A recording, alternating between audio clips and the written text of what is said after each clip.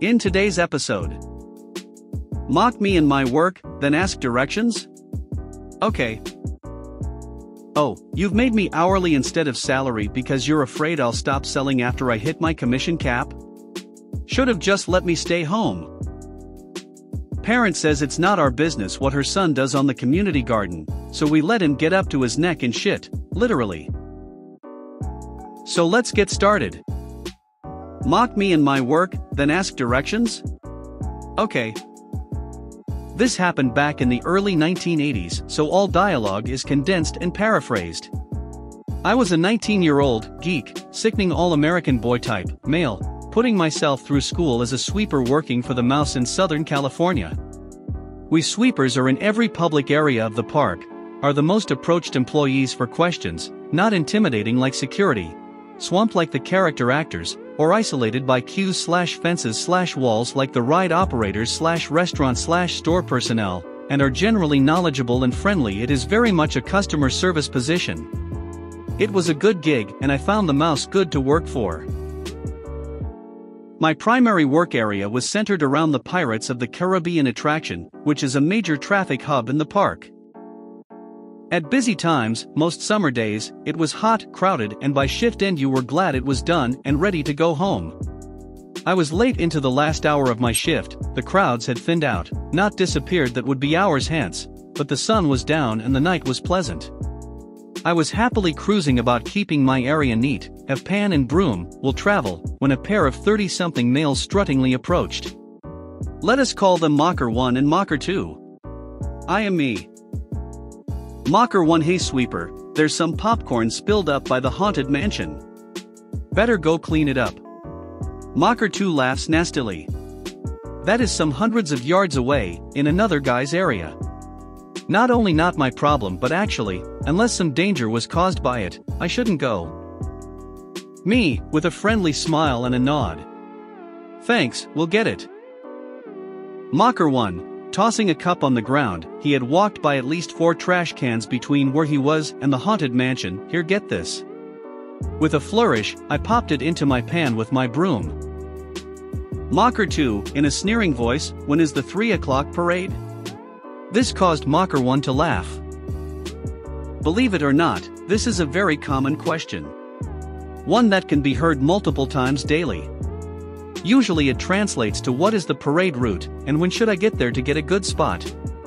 But this was at 8:45 p.m., I was off at 9, so was just meant to annoy me and to waste my time. Me, cheerfully, the 3 o'clock parade will be tomorrow at 3:00. This pair continued on, in this vein, for another 5 minutes. Asking random, generally pointless, questions, pointing out the odd cigarette, but /leaf/piece of paper, and generally mocking and sneering at me, my work, and the park. Basically, mocking me for their own entertainment and wasting my time.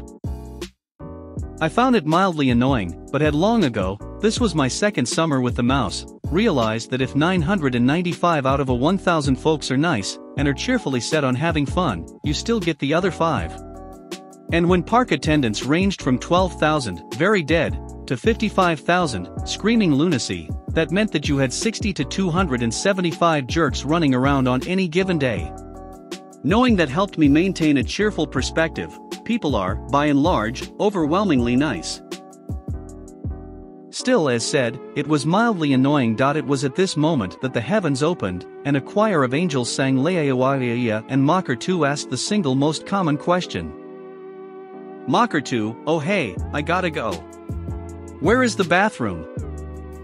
Mocker 1, chiming in. Yeah, where is it? Now, in a surprisingly Warren-like space behind me, there was a tiny and hard-to-find restroom.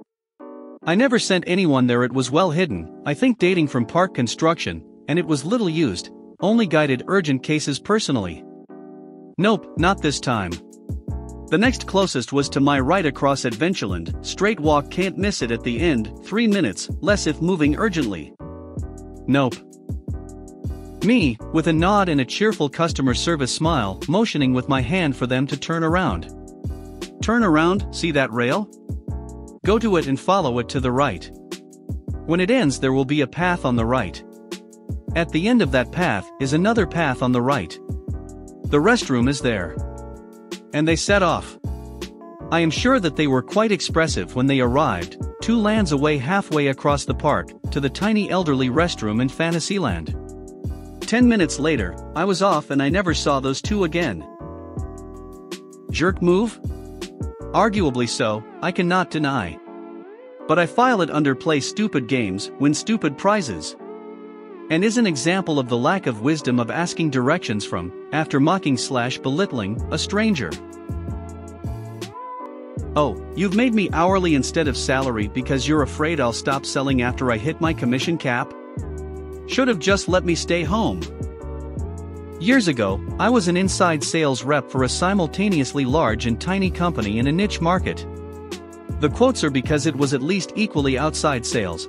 I just didn't go outside except to smoke. I've since quit. They had about 50 branches across the country of various sizes. The smallest was literally one guy who processed local orders and used hot shots for delivery. The largest had about 50 employees. I made 6 for my branch. I was literally the first salesman with a background in anything resembling sales that my branch had ever hired. They'd always hired the least socially awkward industry professionals they could prior to me, and they'd had their CS or doing the selling for over a year until I came on, so expectations were high. When they hired me, we had somewhat heated negotiations over the comp plan. It was a $42,000 base salary plus commission with a $56,000 OTE and $65,000 cap. I asked what I was meant to do after I hit the cap, to which they replied, "Continue to do your job," as if I wasn't going to have a problem with generating new business for free. I said that I was gonna need a bonus structure beyond the cap if they wanted me to do any more hunting after that point. I made it clear that I'd service my accounts when they called, but I wanted to be clear that they were going to be disappointed if they expected me to make outbound calls looking for new business after I'd maxed my comp plan, and that I'd definitely enjoy the extra time at home with my family over the holidays. They said they understood, and we went through the onboarding. I worked almost exactly 40 hours for almost 2 months, early October, early December, before I had jury duty, and missed a day. My check was about $150 light compared to what it had been, so I complained to payroll. Benefits kicked in at 90 days. That's when I found out I was making $21 per hour and was not, in fact, pulling a salary. Presumably, this was to force me into the office, as we didn't have remote access to the local network that logged our hours, just the ordering/inventory software. I didn't get even a prorated Christmas bonus because that counts as benefits, and you have to work 90 days to receive those. Cue malicious compliance. I discovered that if I left the house 30 minutes earlier, my 80-minute commute would take less than 25, so instead of showing up around 8:30 and chilling in my car for a bit so I was working at 9, I was there at 7 with the warehouse guy, sending emails. I started working through lunch as I ate at my desk as opposed to burning an hour off campus, or in the break room. I didn't even realize I was losing an hour/day to lunch. I also discovered that if I stayed till 6:30, I'd get home by 7, as opposed to leaving a little after 5, and getting home around 6:30. So, I spent an extra 5 hours/WK away from home and worked an extra 22 compared to the 35 I was getting paid for before I figured it out. With the OT, I was clocking north of $2,000 more than intended every month, and oddly enough, no one even noticed until the internal auditor verified W-2s and noticed that I made significantly more than the branch manager. I didn't hit my commission cap until late November, so I spent the rest of the year training with the tech and/or warehouse guy. Both stoners. They tried to put me on the same salaried comp plan I'd originally agreed to, but it was enough of a pay cut to qualify for constructive dismissal, so I got to quit and still collect unemployment for a month before I found another gig. Parent says it's not our business what her son does on the community garden, so we let him get up to his neck in shit, literally. Happened just a couple of hours ago. This story is so fresh you can still smell it. On our community garden we get teams of kids from the local school come to help, and it's often the case that they turn up on a Saturday morning as well. They're almost entirely well behaved, which is a good job as there's not a lot we can do about bad behavior beyond a stern voice, although one time a lad kicked one of our rabbits so a girl brained him with a shovel. Rough but effective justice. There's this one lad who came for the first time last week, don't know him, but we made him very welcome. He only lasted half an hour before storming off in tears after his third telling off for spinning round and round holding a tool, and then letting it fly off at head height. This morning his mum, I assume, came with him. I saw him point out my friend and me, but he didn't ask to join, and so after shouting hello we let them be. After about 10 minutes he started wandering and my friend shouted to him, don't go round behind the greenhouse mate, it's not safe round there. Well, his mum had obviously been waiting for this because she went 0 to 102 seconds flat, demanding to know, do we own this garden, and if not, what business is it of ours where her son goes? We explained we just want him to be safe, and she replied that she's quite capable of taking care of that herself, thank you. Fine, on you go. Off he went, exploring behind the greenhouse, which is not safe because it's the compost heap, which is very unstable, and the muck mound, which is a giant pile of horse manure we get delivered every autumn. By the spring the inside is all nice and rotted down, and the outside is hard, crusty, and less strong than you think. After a minute there was a crunch, a squeal. And I think we did very well to drag him out without saying I told you so or breaking into guffaws.